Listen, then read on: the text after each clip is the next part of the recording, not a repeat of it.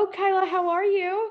I'm good. I'm so excited to be here. Thank you for having me. Oh, of course. Thank you for wanting to talk with me. You've been up to a ton of exciting stuff, and your acting, singing career starts very, very young. You started on Broadway, and whenever I interview someone who's now on Netflix or Hulu and just TV in general, but started on Broadway, I always like to ask, how did Broadway prepare you for that? Because they're obviously very different. I feel like Broadway's so intense and stressful, especially the age you were doing it at. So yeah, what did that prepare you for in the TV world?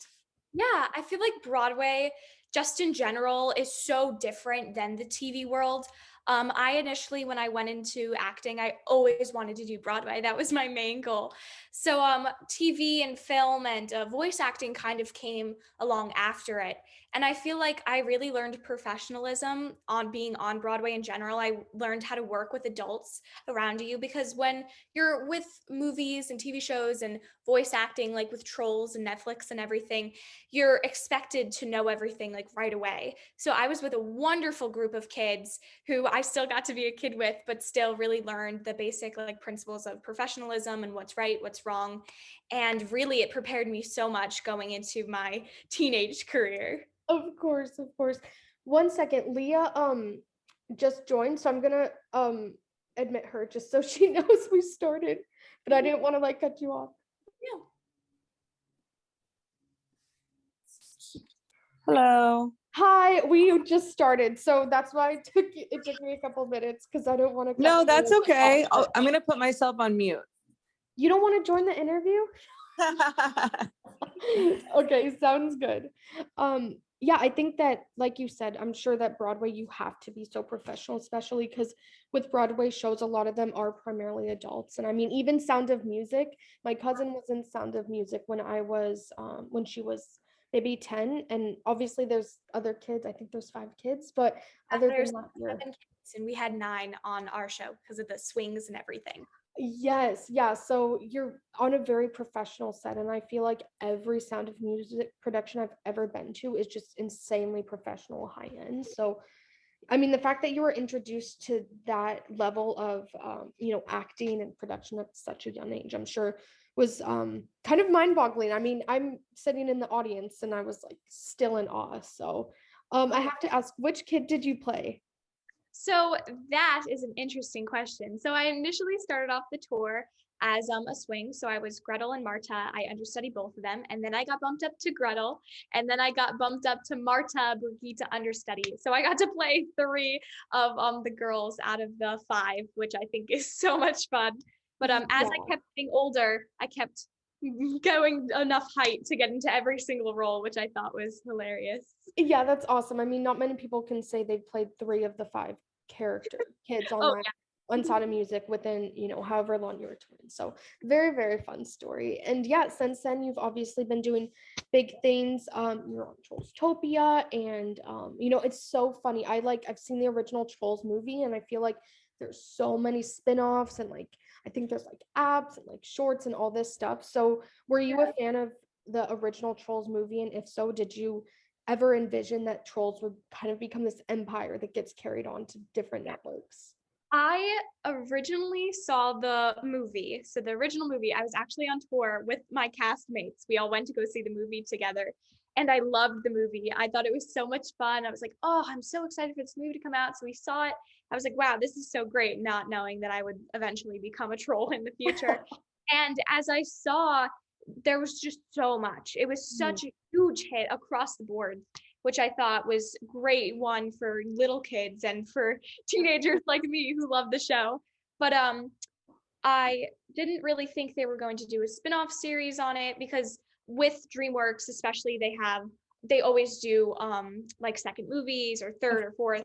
So there's always like a franchise. So I knew that they'd probably do a second movie, but I had no clue that they were going to plan to do Trollstopia and Trolls the Beat Goes On. Mhm. So when I initially got the audition, I was freaking out because I love Trolls.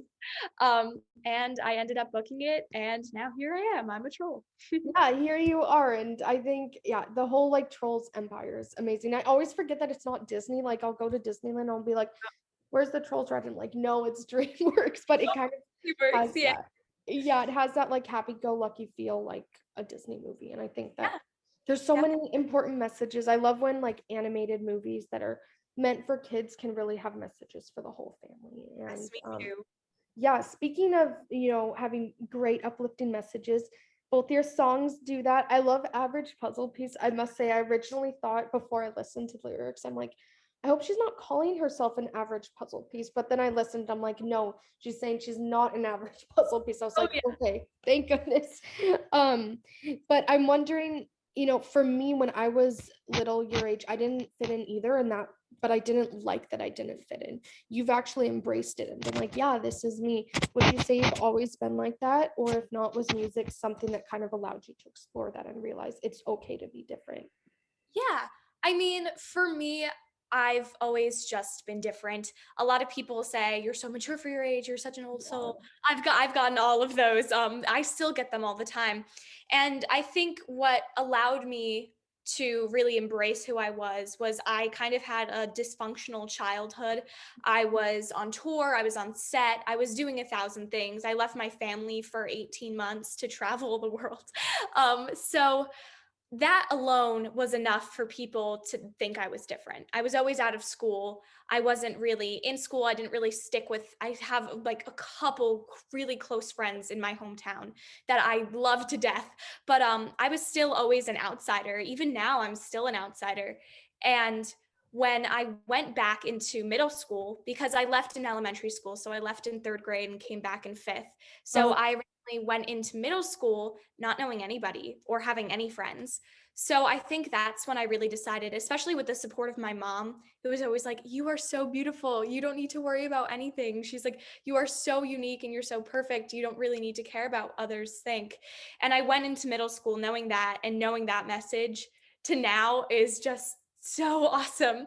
So embracing my uniqueness is almost celebrated by my family, which I think is something that really helped me. They were like, it's okay to be different. You don't need to be like everybody else. So that support and that message given to me by my family has always taught me I'm just going to be who I am and not really care what other people think. And I think that's really what Average Puzzle Piece is about, is me embracing it and not being afraid to stand out, even if people have something to say about it.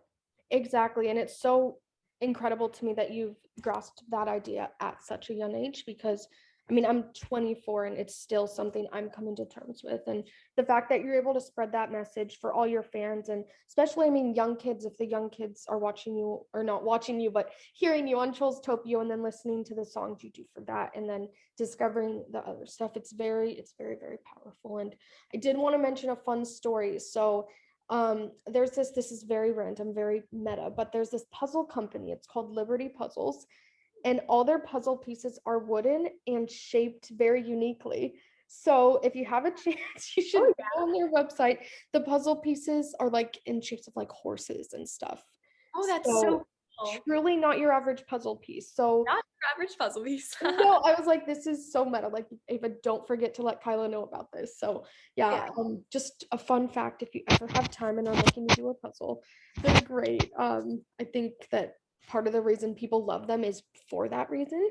So it's kind of like part of the reason people grasp onto you is because you're so unique and not afraid to be unique and admit it and embrace it. So I love the idea too about the puzzles, because originally why I wrote the song, or have like, I guess, the metaphor, I'm not your average puzzle piece, is because I kind of always thought as the world is one big puzzle and how everybody's piece fits in exactly right. So that idea of the how every piece is so unique and really different. I love that so much, because that's the same song. And the fact that they're shaped like horses or like weird shapes is so interesting, because everybody is their own little puzzle piece and we're unique. So I love that. Thank you for telling me about that. of course, yeah, they're amazing puzzles. There might be a wait list because obviously with the pandemic, like Yeah. that was something that a lot of people kind of started doing, including myself. But yeah, they're amazing. I'll send you the website after. I mean, Thank you. it would be perfect. Maybe if you ever do like another lyric video, it can show like a Oh, puzzle piece at a time or something. I don't know. I'm like trying to play manager now, and that's not my job, but just a thought. And your other single just released, well, not just, I guess it's been a few weeks. How has the reception been for that so far? oh, people love this song. I have so many supportive people around me, which makes me want to release everything else. But Half full, half empty, I was really nervous about because one thing that I wanted to make sure that I wasn't pigeonholed into was that, oh, you're an inspirational artist or you're this or you're that, because I feel like a lot of artists are put in that pigeonhole. And half full, half empty, though it is similar in a way, it's quite different. It has really a different message, though it's still my style of music, yet totally different. But half full, half empty is about perspective and how you see things. You can either see things positively or negatively, so half full, half empty. But that song, it actually did really well. I'm so glad with all the response and support I got on it, and I'm so glad that I shared it with people. Yeah, and you literally like answered my next question, which was going to be like, you are young, and so a lot of your followers are young, around your age, and so we love the messages of hope and inspiration and positivity. But I was going to ask, you don't want to only be known for that because your voice is so angelic, by the way, and I'm sure like you would, yeah, of course, like you would be great for ballads and whatnot. So do you think that once you get older, you'll want to expand into that, explore that as well? I've already started exploring Oh, it, which is amazing. so much fun. I'm actually going to be releasing another song either in June or July or maybe in the middle, but it's totally, totally different from anything that I've released so far. And it's really nerve-wracking because people love you for what you release, and they loved the songs that had, especially Average Puzzle Piece. There's so much positive feedback on that. And I'm constantly worried thinking, will people not like what I'm writing if I'm writing it about something totally different, if it's sad or it's happy or there's no in between.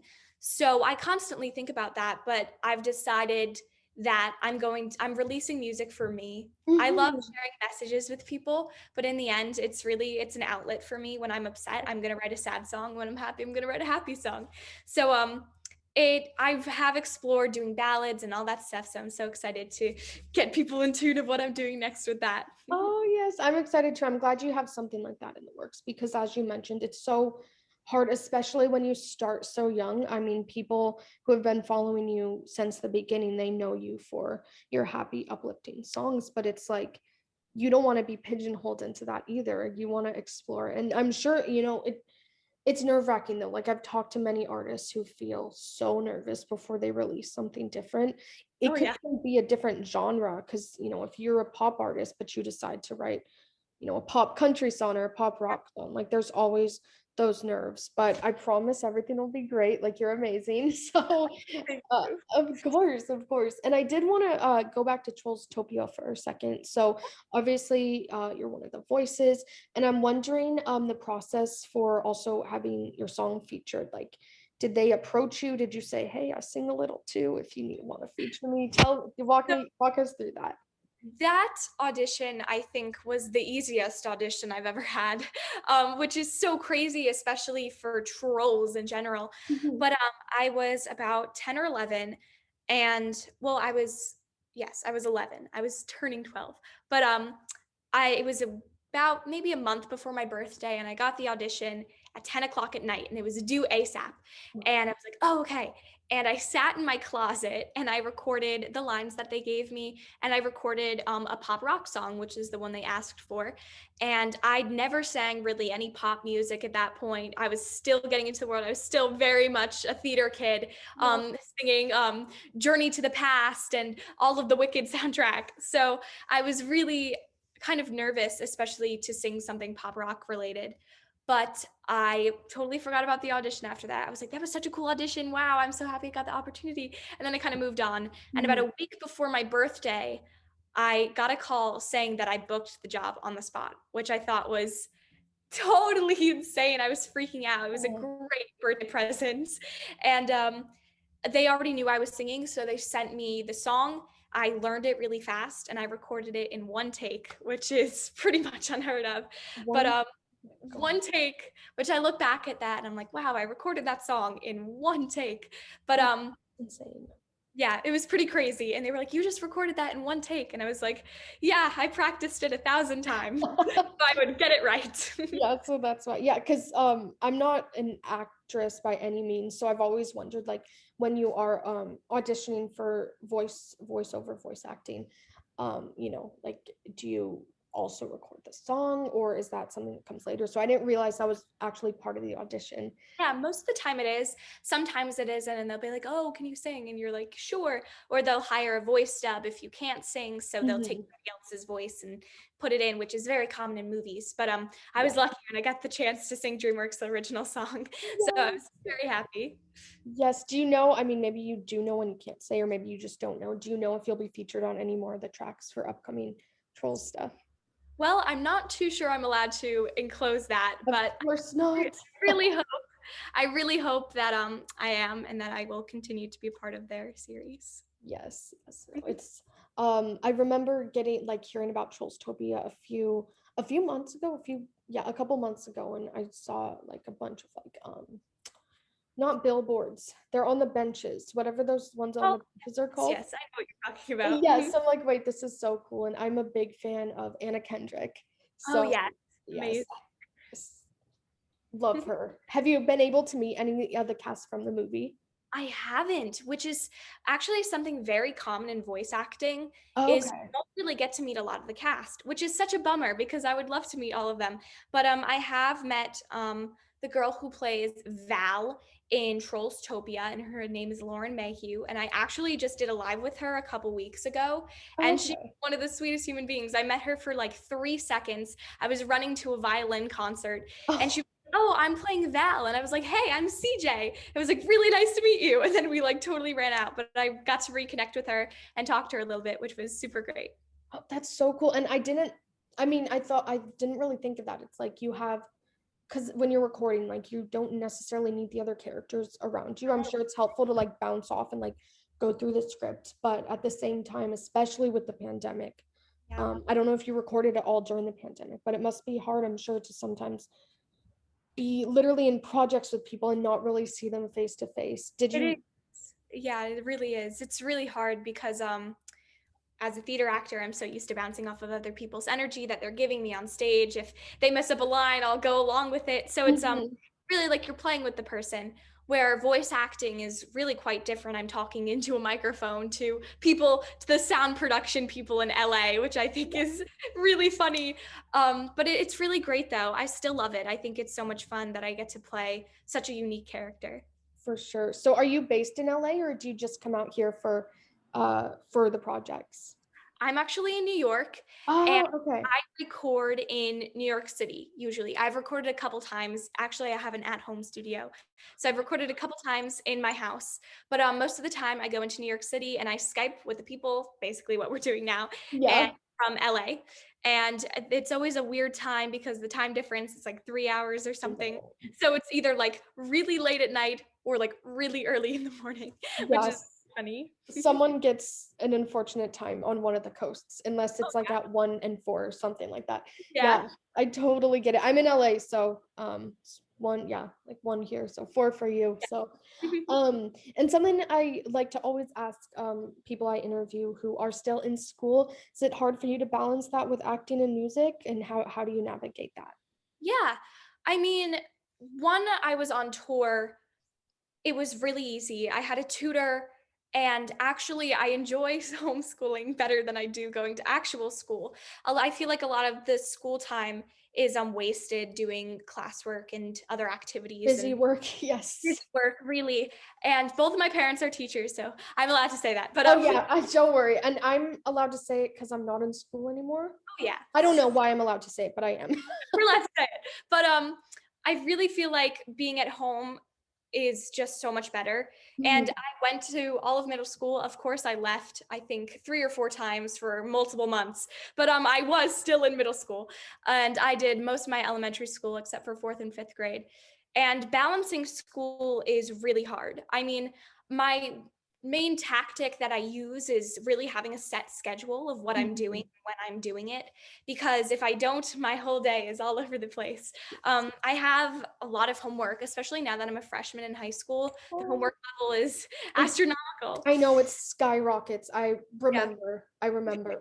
very stressful. So I'm actually doing school from home right now, because one, COVID, and I thought it would be safer to be at home, and two, for my schedule, it's just so much easier. I take almost 14 hours of lessons a week. So it's just so much easier to stay in my house and then go to dance or singing lessons, acting, whatever I need to do. And especially if I have a job, I don't have to leave school. I could just log into my computer, sit in the lesson while still doing work that I need to do. Exactly. Yes. No, it seems like you got it down, and I'm glad you still got to experience middle school. Middle school was the best years of my life, and I know most people would highly disagree, but I'm glad you got that experience, and I feel like those are great years to kind of meet people that you can be friends with for the rest of your life. So at least for me. Well, Kyla, thank you so much. It was so great chatting with you and learning a bit more about your background in Broadway and your audition with Trollstopia, your music, the meaning behind it, all that fun stuff. I'd love if you could just update us on what's next. And then if you want to plug your Instagram, Twitter, TikTok, I don't know if you're on TikTok, all that fun stuff. Yeah. So up next for me, I've actually written 2 original songs for this series called Junga, and it's all about anti-bullying, and which I think is super relevant to me since it is a message that I really love to spread. And I'm working with Stephen Tako, who actually I'm meeting with a little bit, I think tomorrow. And I play the role of Heidi, which is one of the main characters, and I'm so excited that I get to work on that. And of course, I'm going to be releasing music in the very near future. I also have a podcast called Kyla's Corner on the Mark White Show, and every Saturday I have a little segment that I do that's about 3 minutes, and it's so much fun. I get to really spread inspiring message on that too. And my Instagram is at Kyla D. Carter, as well as my Twitter and my Facebook. To find my music, it's kylacartermusic.com. You can find it everywhere. If you look up Kyla Carter on Spotify, Apple Music, YouTube, iTunes, it's everywhere. You can find Average Puzzle Piece and Half Full, Half Empty. And my TikTok is Kyla D. Carter too. Amazing. And I love that you're on Apple Music. People forget about Apple Music because it's all about Spotify now. I still have Apple Music, so I was very glad it was on there when I was listening to it. Well, Kyla, thank you again so much. And hopefully next time you're in LA and the world's opened up, we'll have to do a fun little in-person interview, either on a red carpet or something at a coffee shop, something fun. I'd love to catch up with you in person sometime. Yes, definitely. This was so much fun. Thank you so much for having me. Oh, of course. Anytime. You're great. Keep it up. Thank you. Of course. Thank you. Of course. Have a great day. You too. Bye.